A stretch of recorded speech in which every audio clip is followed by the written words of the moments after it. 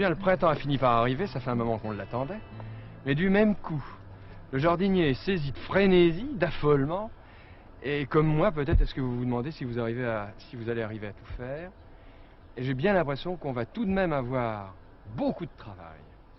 Non seulement, et ça on va le faire ensemble tout de suite, on va planter les dahlias. Mais il va falloir passer le motoculteur, il va falloir continuer les semis, préparer le terrain toujours, commencer la chasse aux mauvaises herbes. Et alors ça, j'aime mieux vous dire que c'est quelque chose, car si on la rate à cette époque-ci, c'est foutu pour l'année.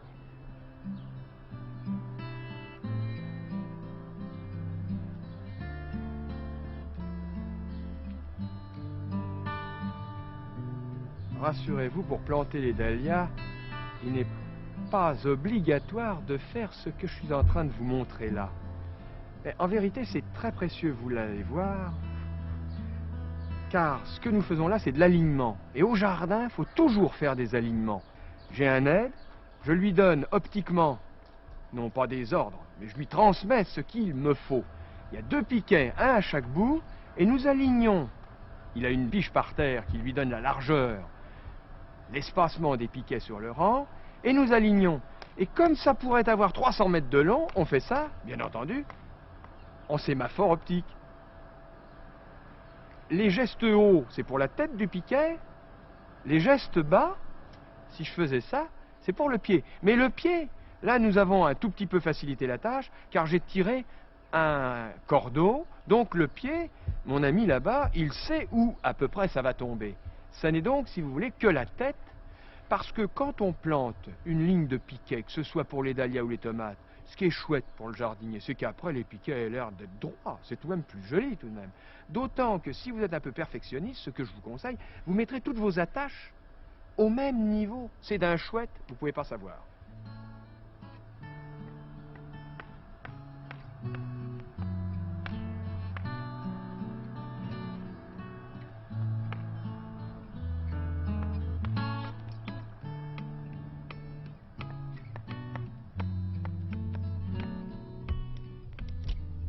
C'est le moment de planter le dahlia.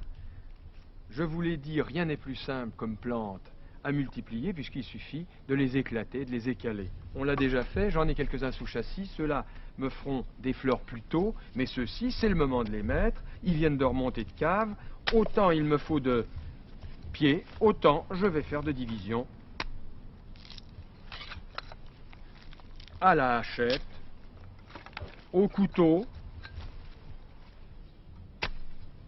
Chaque fois que l'on a une tige et quelques racines, on a un nouveau pied. Avouez que c'est tout de même d'une grande simplicité. Voilà. J'en ai, si mes souvenirs sont bons, 42 à planter dans la longueur. Et avec ces pieds-là, il n'y a pas de doute, j'en aurai largement. Alors les jambes bien en équilibre toujours pour ne pas avoir de tour de rein.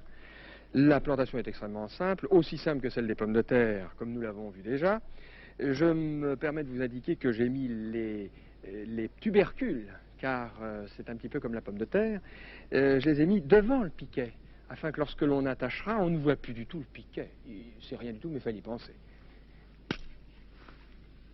Allons-y.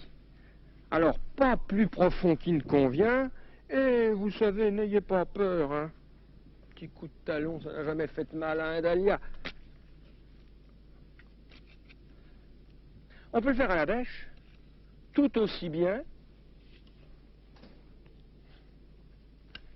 Je donnerai un petit coup de griffe après pour arranger les choses, parce qu'un jardinier, quand il repart, ne doit jamais laisser son terrain, surtout s'il pleuvait, à Dieu ne plaise, ne doit jamais laisser de traces sur son terrain. C'est bien plus joli quand c'est fini que le coup de griffe efface le pas du jardinier.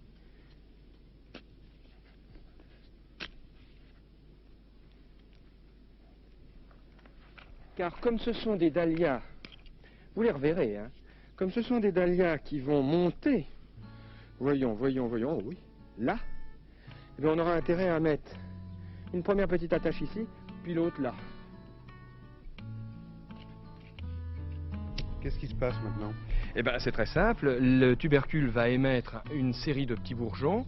Et ces bourgeons, pour éviter que la plante pousse tout en hauteur, on va les pincer. C'est-à-dire supprimer l'extrémité supérieure dès que ça sort de terre. Ainsi, la plante se ramifie dès le sol.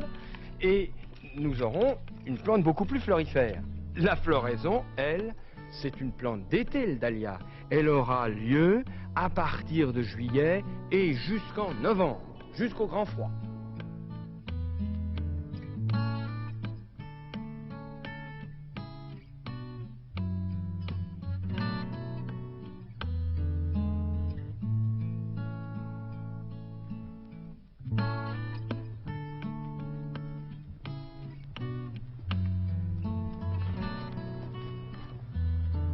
Il n'y a pas trop tout ce territoire pour faire à manger pour les bêtes. Jusque cette année, on labourait ça à 3 hommes, lentement. Il y a de moins en moins de volontaires pour mouver la terre. Aussi, pour la xème fois dans ma vie, j'ai repris le motoculteur. Mais mon permis de motoculture date de mes 20 ans. Aussi, tout comme pour vous d'ailleurs, si vous en avez un nouveau, pour vous le mettre en main, ça va être comme pour moi, il faut un petit peu apprendre, un petit peu savoir, et plier la machine à l'homme et non pas l'homme à la machine. C'est ce que nous allons essayer de faire ensemble. Vous allez voir, c'est très facile, ou tout au moins ça en a l'air, et ça l'est véritablement, pour peu qu'on ait le goût. Parce que c'est la terre finalement, c'est pas le motoculteur, c'est la terre qu'il faut maîtriser.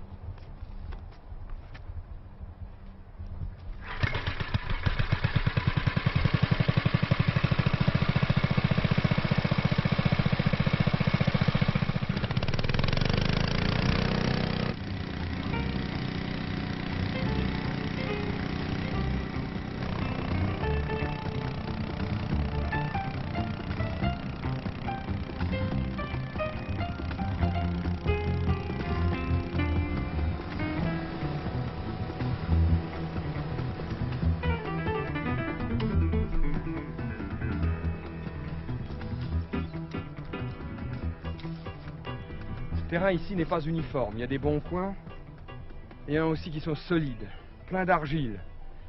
J'ai préféré le faire à la main que d'embourber mon motoculteur, mais vous savez, ça n'est pas aussi dur que ça a l'air, souvenez-vous. Vous faites appui sur le pied, donc sur le sabot, afin que les reins ne travaillent pas trop. Et puis, évidemment, c'est un labour de printemps. On le brise un petit peu. Si c'était un labour d'hiver, on aurait laissé tout à grosse motte. Et c'est la neige, la pluie, qui aurait brisé les mottes. J'ai préféré le faire à la main, d'abord parce qu'il y a une pente, et puis parce que derrière, je vais pouvoir donner un bon coup de fraise de motoculteur, et là j'aurai un terrain très fin.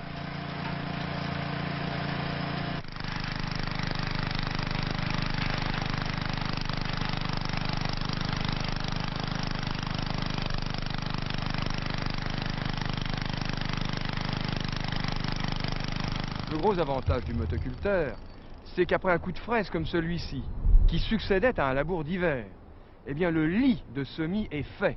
J'ai tracé mon trait et je vais pouvoir semer tout de suite. Je vais faire un peu d'oignon jaune paille des vertus, c'est un oignon de conservation que l'on récoltera en fin de saison. Semer, c'est l'enfance de l'art. Le principal, c'est d'en mettre très peu, afin de ne pas avoir ensuite derrière à enlever les plants en excédent.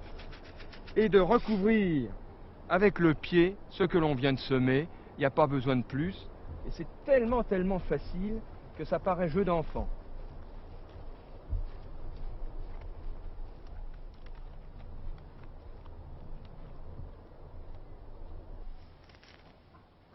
Eh bien, on va se préparer un peu de plants, différents plants, de l'oignon. Alors l'oignon, on rafraîchit les racines, c'est-à-dire que si on les laissait comme ça, on ne saurait pas les entrer dans le trou. Alors, dans le trou de plantation. Alors voilà, c'est très simple, hein. Et puis, les feuilles, pareil, pour éviter de faire perdre de la sève et de les faire sécher. Ça, c'est du chou. À ce propos, j'espère que vous ferez vos plants vous-même, ce que je n'avais pas fait là, car si vous saviez ce que peuvent valoir les plants, vous frémiriez, c'est ce que j'ai fait. En gros, hein, laissez surtout les feuilles que l'on recoupe. Les racines, là, il y en a si peu. Vous voyez, c'est du plant qui n'a même pas été repiqué. Tiens, voilà, qui n'a même pas de racines. Ça vous arrivera tout pareil, hein. Quand on fera notre plant nous-mêmes, rassurez-vous, ce sera encore mieux. ça coûtera moins cher. L'oignon, nous allons l'avoir vu en graines, en plant, et puis nous allons planter de la bulbille d'oignon de Mulhouse.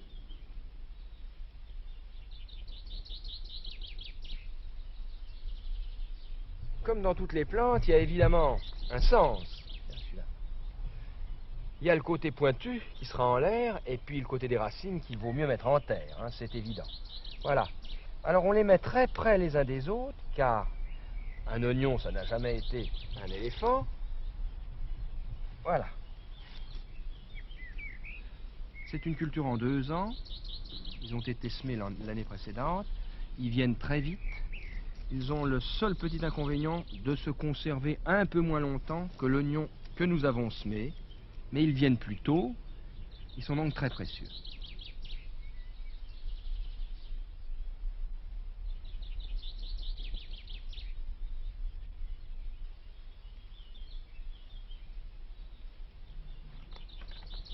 Il serait vraiment trop dommage de ne pas profiter de ce beau temps pour planter les plantes de l'été. C'est ce que je vais faire. Quelques petits œillets d'Inde parmi toutes mes plantes qui finissent leur floraison. C'est pas très hâtif. Ici. Voilà. Alors toujours le même principe, hein. Un coup de transplantoir.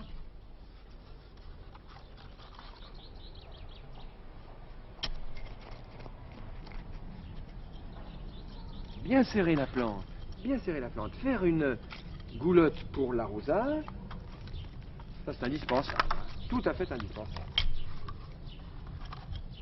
Et, vous l'avez vu, hein, là c'est un massif libre, je plante à tout va.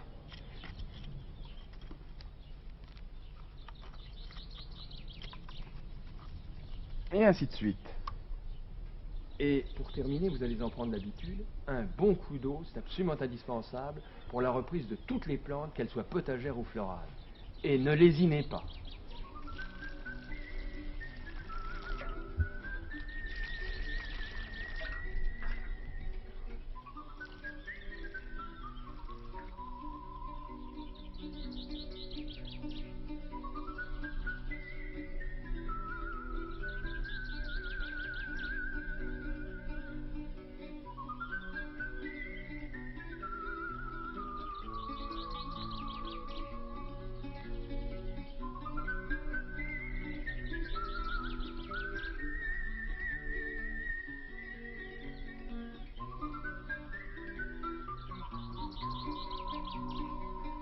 Comme par magie, nous voici transportés bien loin de Paris, aux portes de Montpellier, où je vais vous présenter l'un de mes amis qui a consacré sa vie à une vocation toute particulière. Monsieur Ménadier, quand je suis venu vous voir il y a plus d'une dizaine d'années, pour la première fois, c'était pour vous parler de mes abeilles. Je voulais les mieux nourrir.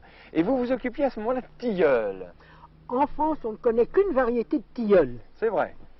En Pologne, on en a étudié plus de 30. Et alors? Et alors, au lieu d'arriver à une floraison d'une semaine au plus, Oui. On arrive à une floraison qui, en France, peut durer 3 mois. Hormis le tilleul, avez-vous travaillé d'autres arbres? Le mûrier. Le mûrier. Il produit un fruit excellent. Pour l'homme? Pour l'homme et également pour la faune sauvage, en particulier les oiseaux. Oui. Et alors, qu'est-ce que vous en avez fait du mûrier? Nous avons introduit une trentaine de variétés du monde entier que l'on commence à multiplier.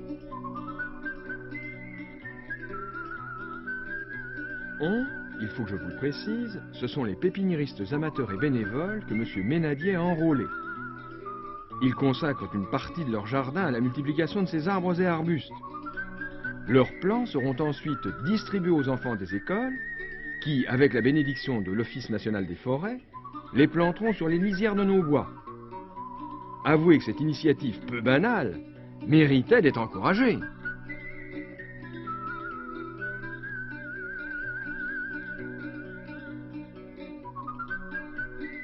Eh bien, devant toutes ces jolies fleurs, Monsieur Ménadier, vous allez pouvoir peut-être répondre à une des questions que je continue de me poser.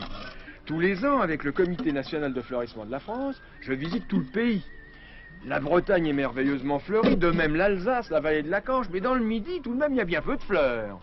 Trop de soleil pas assez d'eau. Et alors, qu'est-ce que vous Mais avez nous fait? avons trouvé la solution. Alors? Venez la voir. Ah, un bac Un bac à réserve d'eau. à réserve d'eau. Et alors ça, c'est une planchette d'amiante ciment qui ferme la réserve. Ferme Et- la et réserve ça, sur là-bas cette plaque. Et ça? Et alors ça, c'est une nappe d'irrigation. Ah oui, très bien, qui vous permet de transmettre D'arroser l'eau. par capillarité qui arrose le bas de la terre. Et alors ça, bas vous de la remplissez là. Oui, par un tuyau plastique. Oui. Et alors le surplus, ça Eh s'écoule? ben, le surplus s'écoule sur le côté gauche par un trou aménagé à l'avance, Très bien. Et alors à hauteur c'est- de la plaque. C'est ainsi que vous avez obtenu ces fleurs sans arroser, en somme. Sans les arroser. Uniquement en gavant d'eau En et gavant. tous les combien? Les réserves d'eau. En plein été, tous les 2 jours. Tous les 2 jours. Très bien. Et ben voilà, en somme, la solution du fleurissement du midi de la France.